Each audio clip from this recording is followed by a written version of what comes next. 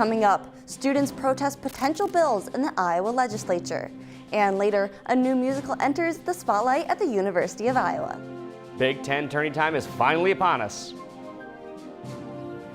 And every day we are getting closer and closer for spring finally being here in Iowa City. This is DITV News.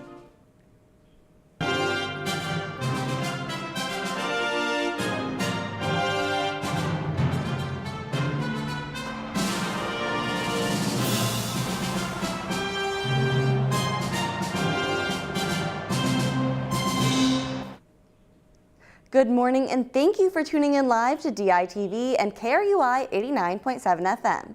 I'm Ashley Weil. And today is National Day of Unplugging. This is a day to bring awareness to online and technology use to encourage people to get off their phones. 5 hours a day staring at their phone screens. And we've become more connected with our devices and less connected with each other. Thinking about setting technology down for 5 minutes and spending authentic time with individuals who matter to you, along with finding better uses of your time, is the goal of this National Day. And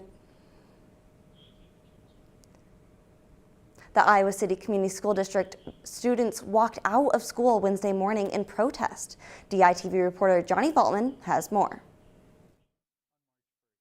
Schools and 2 colleges throughout the state of Iowa held walkout protests. Why? The protests are against the proposed Don't Say Gay bill, which could impact the youth of Iowa.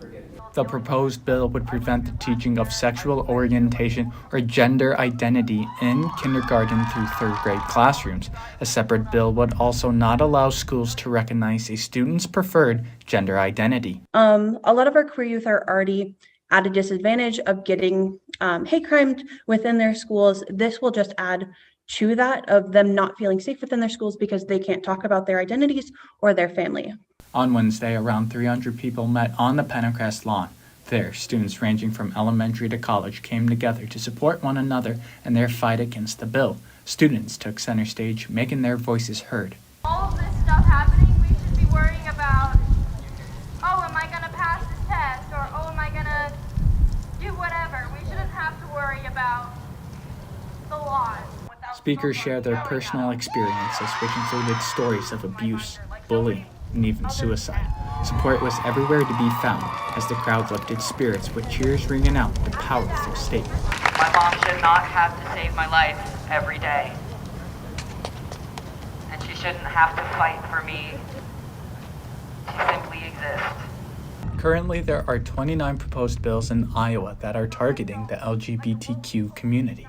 While the bills still have to go through the Iowa legislature, if passed, it could impact the kids of Iowa. From Iowa City, Johnny Valtman, DITV News. Thanks, Johnny. Now, Samantha, we're heading into our last week before spring break, and I'm hoping it's a good one. What's in store for the weather for the next few days? Well, Ashley, that's right. Spring break is just around the corner, and it looks like there's going to be great weather this weekend. I'm live outside Carver Hawkeye Arena, and it's currently 31 degrees outside. There won't be much sun today, but it's expected to be a high of 48 degrees and a low of 27 tonight. Into the weekend, it's going to be partly sunny most of the time, and Saturday is a high of 49 with a low of 28 degrees.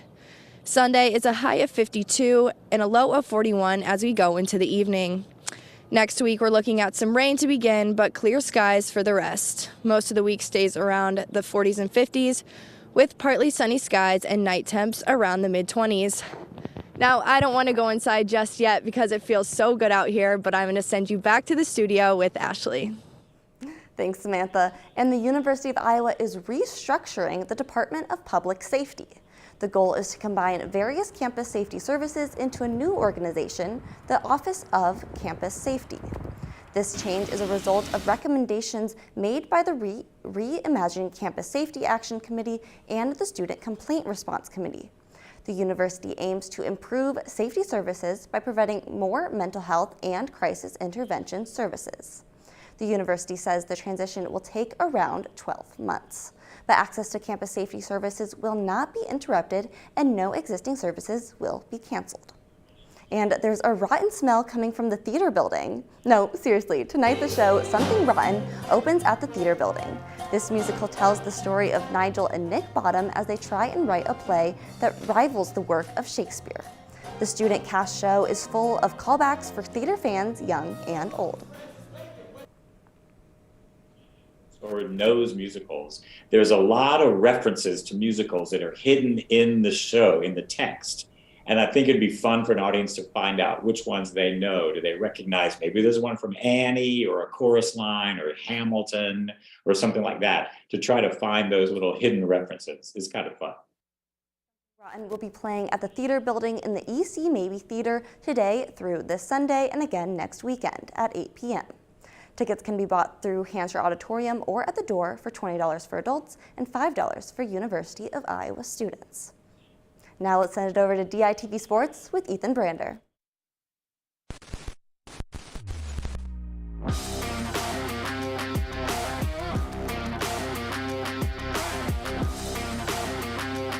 The women's basketball Big Ten tournament kicked off this week, and Iowa Hawkeyes head into the tournament with one ultimate goal. DITV sports reporter David Consuelos has more on the tournament.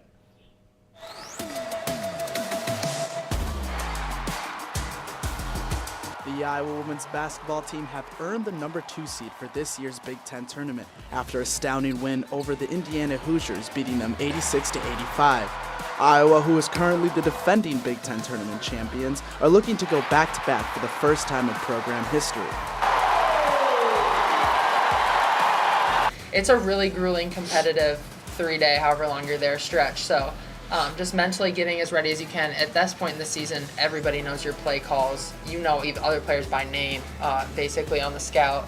We've had to do a 4-game stretch, a 3-game stretch. We just have so much experience in that situation that I'm really excited to be able to go up there.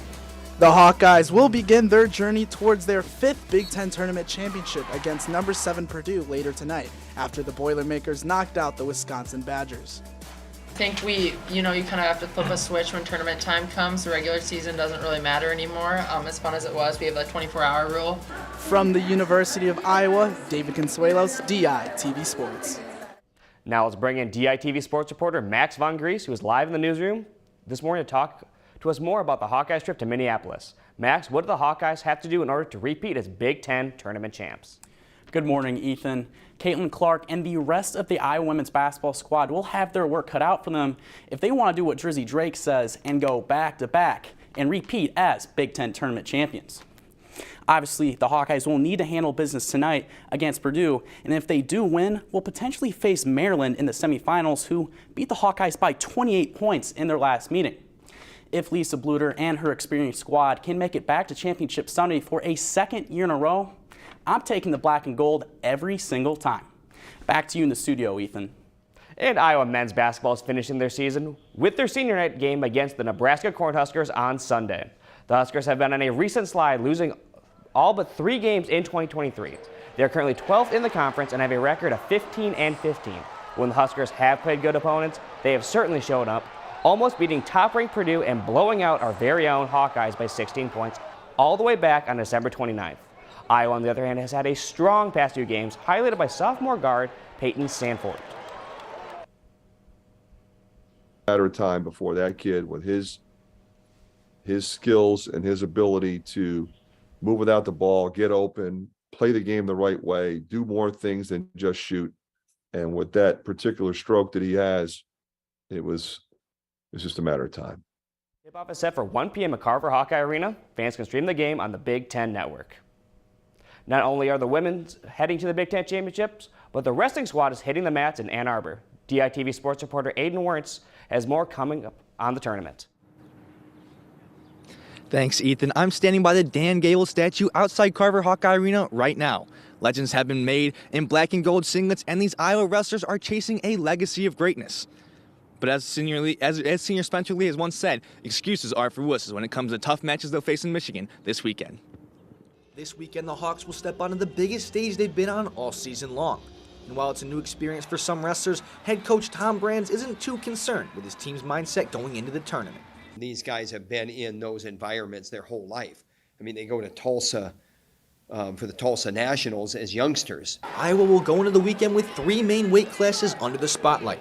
Fan favorite Spencer Lee at 125 is going for his 3rd Big Ten title, while 141-pounder Real Woods will be shooting for his 1st at Iowa. And heavyweight Tony Cassiope will look to overcome 2 giants on his way to a title. Jacob Warner is also a dark horse for the Hawks, as he always tends to heat up in the month of March. I think the biggest thing is knowing that everything I put into during the season leads up to this. What happens in December and January don't really matter. February don't really matter. In an ideal world, I got 9 matches left in an Iowa singlet. So that's kind of my mindset going in. Penn State will be the big squad to look out for, with others like Michigan looking for an underdog story in their home territory. For Iowa, this is a chance to prove to the nation that a David really can take down a Goliath. And why not springboard yourself into contention for national championship in Tulsa, Oklahoma? Why not? Make sure to tune into the Daily Iowan YouTube to get all the latest on the Big Ten tournament and follow me as I travel with the Hawkeyes to Ann Arbor. And staying on the mat, the Daily Iowan is debuting the documentary Chasing Greatness, A Wrestling Life, which will be released on Big Ten Network tomorrow after the network's coverage of the conference tournament. This documentary was filmed and produced by University of Iowa postgraduate students, as well as many who are still attending the university. It is meant to show off the students' filmmaking skills as well as the life of a Hawkeye wrestler. Now here's a sneak peek of the film, Chasing Greatness. The direction of this program has been in place for 4 decades. Starters that had the option, all of them are back. Everybody in this wrestling room right now is a part of this mission. We would describe a true Hawkeye wrestling fan as passionate, but also charming, but also crazy. It's a chance to come back and do what I love more than anything in the world. We should sell the warm-up experience for Austin DeSanto. Spencer Lee, baby. Do it again though, right? There's nobody like Spencer when it's go time. He's the man. You know, just trying to stay grounded and not get thrown out of the arena. I always say we're like an unstoppable force. Probably the biggest news in college wrestling, Spencer electing to get the ACL surgery. Dislocating my shoulder, it's probably one of the most painful injuries I've had. You know, Austin DeSanto's a different cat. He deals with demons. You know, what if everything's going great again and then it comes out? Nobody wants to lose. We know who we are. Put the dagger into them. Everyone remembers the national champ, right? So we got more to do.